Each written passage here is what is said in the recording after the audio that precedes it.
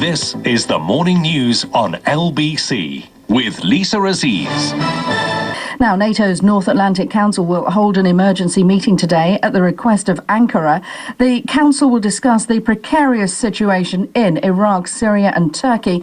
It follows recent attacks in Turkey and the country's new anti-terror offensive, described by the US as being a game changer in the fight against the Islamic State group. Joining us now, James Marlow, a Middle East analyst. Morning to you, James. Good morning, Lisa. What can we expect then to see happen at this meeting, and what will Ankara in particular be looking for? Well, what's going to happen at the meeting is that Turkey is looking for help from the rest of NATO members. The reason that they're looking for some help is they've kind of opened a little bit of a Pandora's box.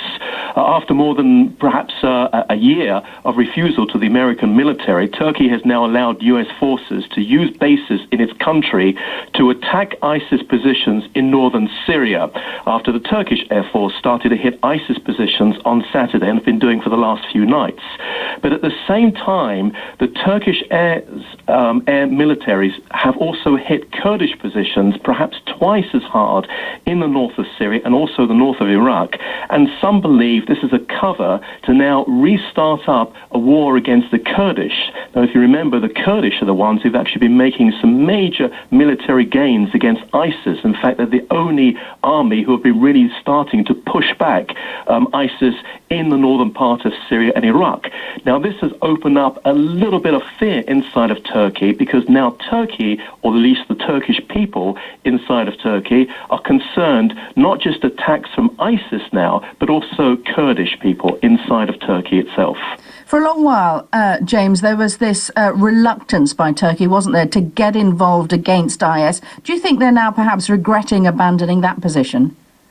Well, some have actually accused Turkey in the past of having some type of a link with ISIS itself in Syria, specifically in relation to allowing ISIS fighters to attack Kurd positions in northern Syria and northern Iraq. And Turkey has stayed out of the fighting to the displeasure of the Americans. And also we know that if you wish to travel to Syria and then on to Iraq, you can do this by traveling to Turkey and then getting assistance into some border crossings over there. But right now, that President Erdogan is quite unpopular, and therefore that he's made this decision now to attack ISIS.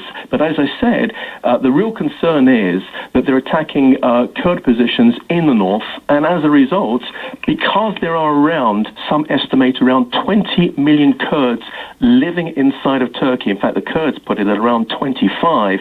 There is a great deal of fear. President Erdogan's popularity is going down. He did recently win a general election, but he only scraped through, and his popularity is going down, and there is a great concern, and therefore he's requesting help from NATO to come in and protect Turkey at the best of their ability. James, always good to get your assessment. Appreciate it. Thank you, James Marlow there, a Middle East analyst on that important NATO meeting being held later on today.